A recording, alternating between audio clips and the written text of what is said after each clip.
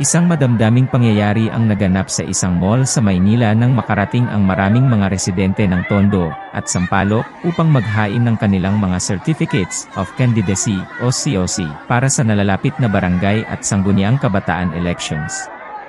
Sa pagdating ng mga ito, nagsimulang magkumpulan ang mga tao sa loob ng mall, nagdulot ng malalim na emosyon at pagkakaisa sa pagtupad ng kanilang mga obligasyon sa pamahalaan.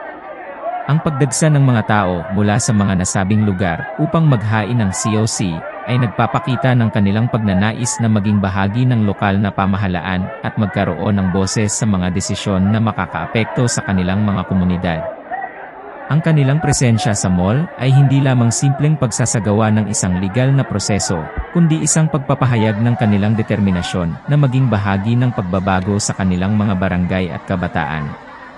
Sa pagkakaroon ng ganitong pagkakataon, naging bukas ang pintuan para sa mga mamamayan na makiisa sa proseso ng eleksyon at maipahayag ang kanilang mga adhikain at plataporma.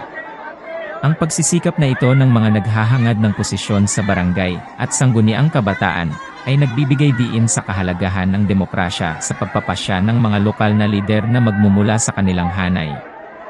Sa sumalubong na dinumog na mall, muling ipinakita ng mga tao ang kanilang pagkakaisa at pagkilos bilang bahagi ng isang mas malawak na layunin.